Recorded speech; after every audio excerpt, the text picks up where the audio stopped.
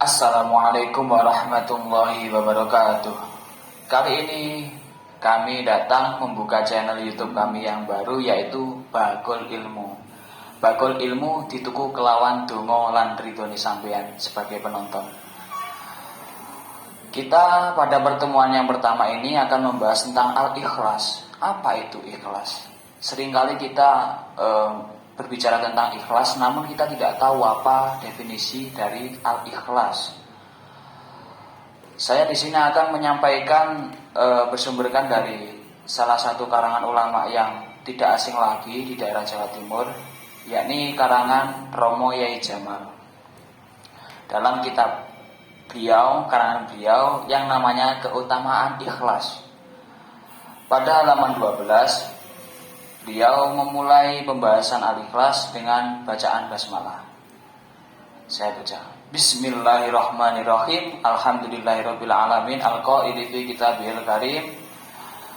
Bismillahirrahmanirrahim. Wa ma umiru illa liya'budullaha mukhlishina lahuddin.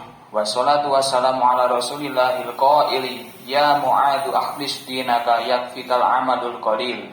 Wa ala alihi wa ashabihi wa tabi'ihim wa tabi'i tabi'ihim bi ihsanin ila yaumiddin. Amma ba'du. Fa ya ayyuhal muslimun ittaqullaha haqqa tuqatih wa la tamutunna illa wa antum muslimun. Seorang salik yang sangat menginginkan ridha Allah Ta'ala dan pendekatan diri kepada Allah Ta'ala, maka harus ikhlas dalam semua amal. Karena ikhlas itu di samping merupakan syarat diterimanya semua amal, juga merupakan rukun yang terbesar atau terpenting dari berbagai macam amal batin yang menjadi sumber ibadah kepada Allah Ta'ala. Mengingat kita sebagai manusia ini diciptakan dengan segala macam kesempurnaan, dengan beberapa tuntutan yang tidak bisa kita elak. Selagi kita masih sehat, selagi kita masih bersyahadat, selagi kita masih masih menerima dakwahnya Kanjeng Nabi, maka kita menerima taklif, tuntutan. Dari situ kita menjalankan perintahnya Allah, tuntutan Allah harus dengan ikhlas. Harus dengan ikhlas. Karena ikhlas itu kunci. Ikhlas itu kunci.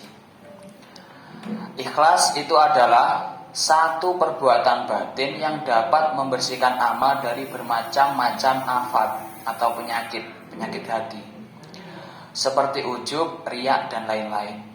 Ujub itu pengakuan diri bahwasanya semua amal itu berasal dari dirinya sendiri tanpa adanya keterkaitan Tuhan. Kalau riya itu amal ibadah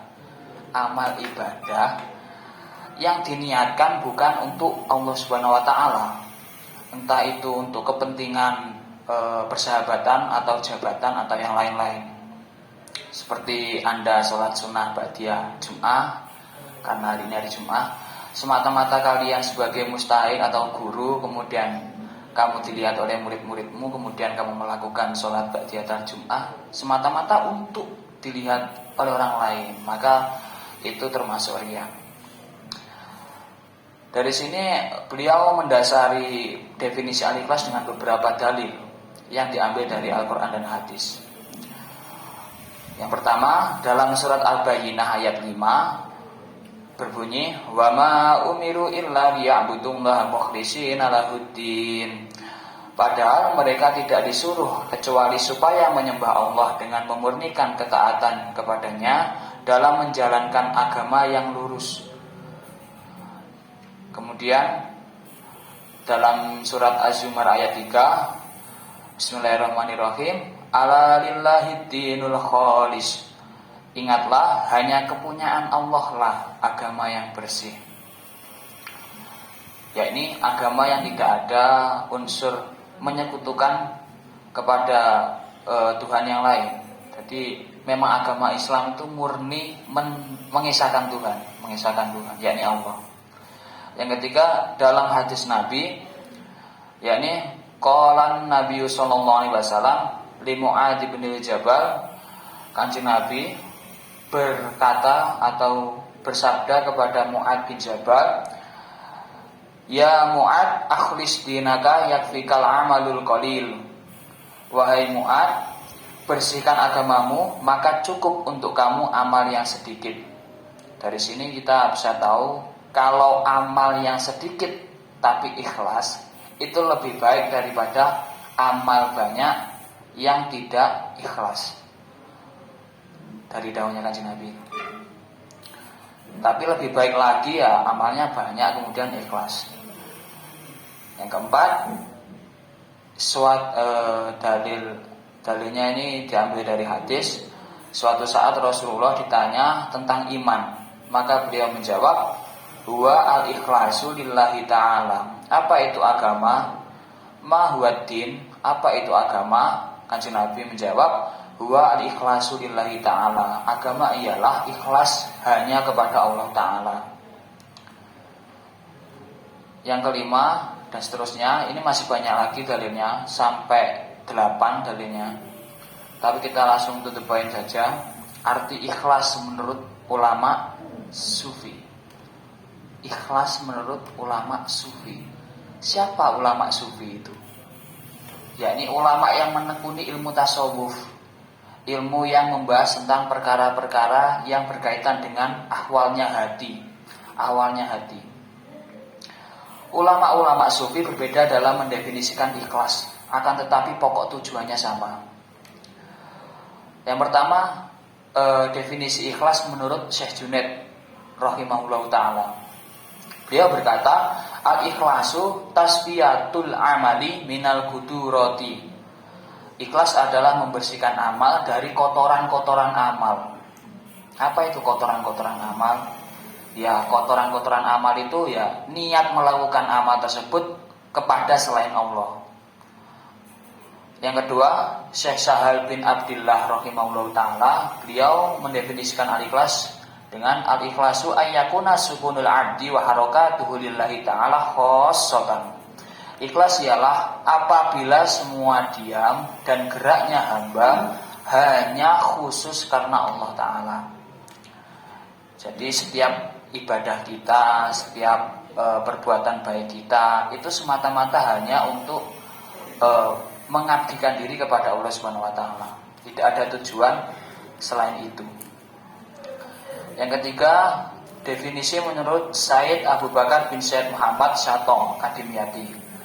Beliau berkata, al-ikhlasu ayyakuna qasdul insani fi jami'i ta'atihi wa a'malihi mujarrad taqarrubi ila Allah taala.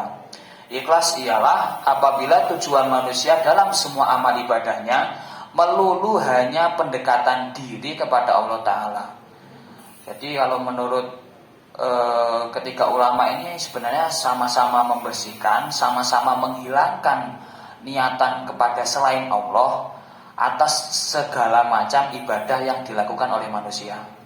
Itu yang dimaksud ikhlas. Hanya saja penyampaian beliau semua itu berbeda-beda. Siakul kalamnya berbeda-beda, tapi maksudnya sama. Kemudian ada penjelasan tambahan, seorang salik agar dapat memperoleh keikhlasan yang sempurna harus memperhatikan beberapa hal. Jadi ikhlas itu enggak semata-mata langsung tulus, itu enggak bisa. Harus ada prosesnya, harus ada upayanya. Nah, proses itu pasti tidak lain dan tidak bukan membutuhkan tata cara. Yang pertama, semua amal ibadahnya hanya bertujuan takorruban.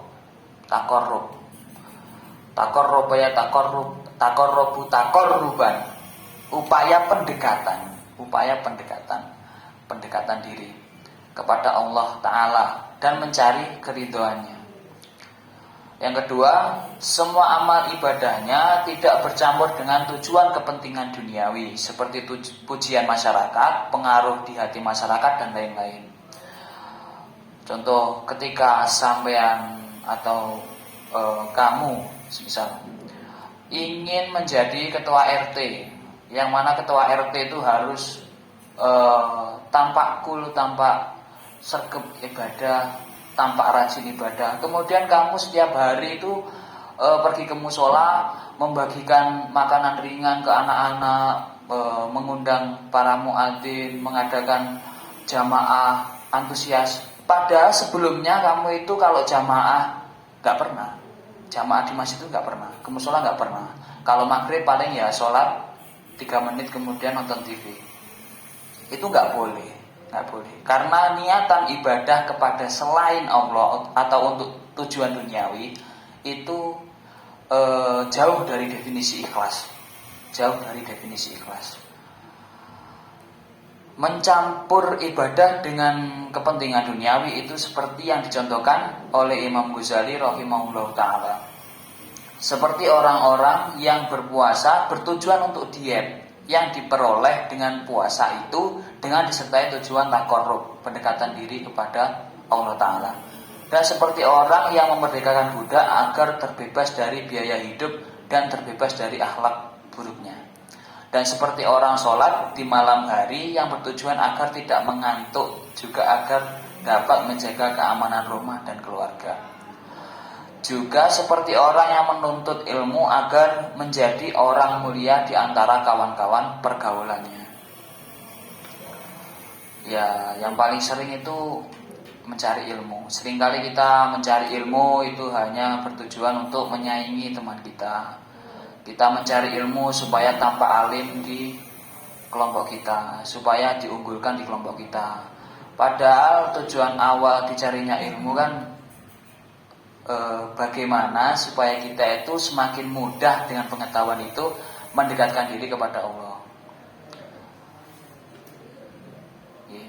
Kata saya nonton.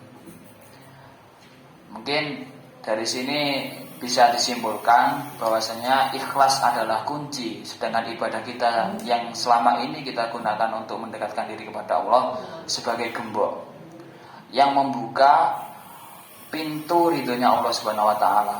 Ketika kita kok hanya memiliki gembok tanpa kunci, yaitu keikhlasan, maka pintu tidak akan pernah terbuka. Begitu juga kalau kita ikhlas tapi kita tidak punya gembok, yaitu ibadah, maka kita tidak bisa membukanya. Ya, seperti itu. Ya, sekian dari kami. Jangan lupa terus dukung channel ini. Ya, karena saya ini tadi diutus sama Gus Arif. Diutus sama Gus Arif untuk menyampaikan pembukaan channel itu pertama ini. Saya ya manut-manut saja. Ini tanpa persiapan tadi. Kuates untuk hari ini, sebaik apapun Anda menjadi hamba, ketika hati masih terikat dengan makhluk yang lain, maka hati Anda itu tidak lepas hanya sebuah kendaraan yang butuh tunggangan. Akhirul kalam, wassalamualaikum warahmatullahi wabarakatuh.